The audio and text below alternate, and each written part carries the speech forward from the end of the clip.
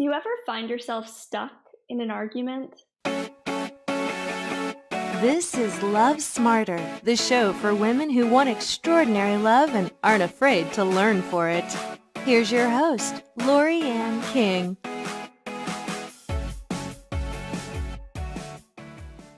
In today's episode, you're going to learn about why you get stuck in arguments and my top 4 strategies for getting out of them. Why do we get stuck in arguments? Well, first off, we need to understand what we're actually fighting about. When you get to the core of it, all of our fights really stem around one simple concept: who is right and who is wrong. We should do it this way, not that way. You said that when you should have said this. I would never do what you did. AKA, I am right and you are wrong. Here is what happens when you fight about being right. You essentially kick your partner off of your team and turn them into the enemy. You become the prosecutor and they become the defense. In a world where you're guilty until proven innocent, you will prosecute them to the fullest extent of the law, all in the name of justice, of course. They must defend and prove their innocence inside of a totally rigged system where you are not only the prosecutor, you're also the judge and the jury. And admit it, sometimes you fight dirty. You omit evidence, carefully crafting the narrative to fit your version of events. You tear them apart like a witness on the stand, attacking their character and bringing up their past mistakes. You exaggerate, you generalize, and you hammer the same points over and over again. Don't worry, I do it too. It's a very human thing to do. As human beings, we are addicted to being right. Sometimes we're more interested in being right than we are in the truth. Just the other day, my husband and I were having our 7 millionth fight about money. And before the conversation even began, I knew I was right and he was wrong. And the whole point of that conversation was for him to get that. It didn't go well. I didn't try to understand what had happened. I didn't ask him any questions. I just tried to get him to see how wrong he was. Most of us run this funny pattern where before we can get to actually solving the problem, we must first make sure that blame is properly assigned and punishment has been applied. Then we can get down to business of finding a solution or creating a new agreement.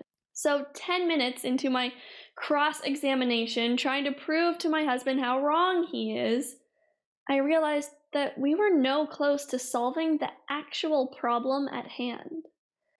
I thought, what if we just skip this step?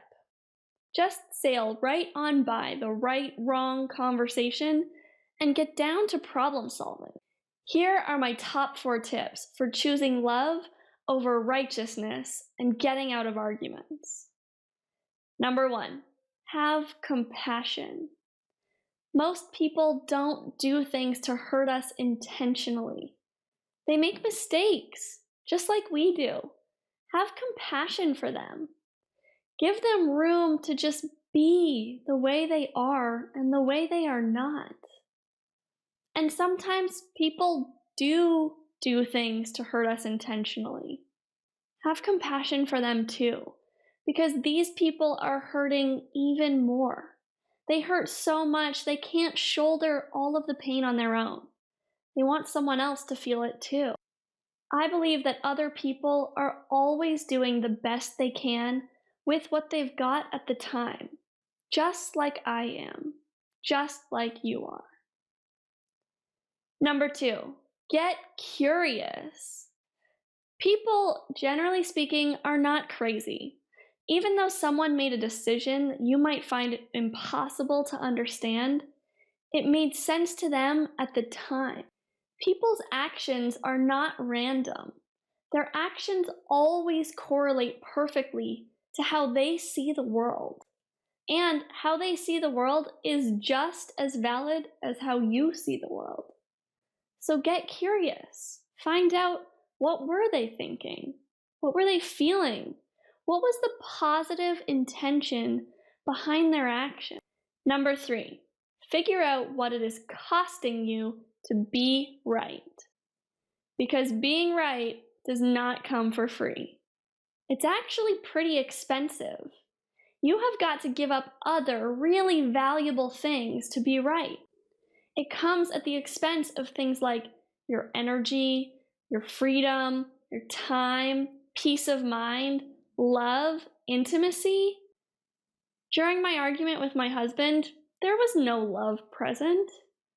I'm not talking about the concept of love. I didn't actually stop loving my husband in that moment. But there was no experience of love. I was not being loving.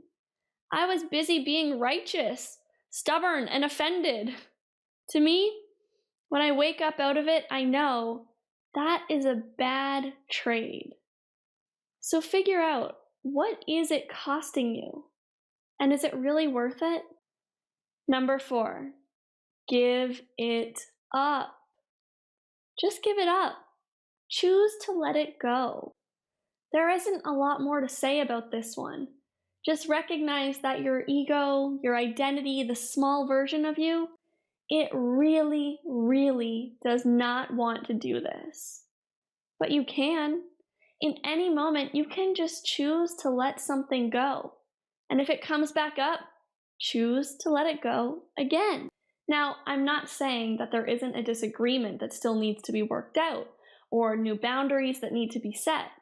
You will need to deal with the circumstances. But when you take who is right and who is wrong out of the conversation, you can actually act like teammates and solve it together. It stops being a win-lose situation. So the next time you wake up and realize that you've been being righteous, just choose to give it up. And choose love instead. Hey, did you like this episode? Then you will love my upcoming live online class. You'll leave with insights that improve your love life immediately. Plus, you'll have the chance to ask me anything. This class is completely free and it always fills up quickly. So head on over to laking.tv/free class to register right now. See you in class.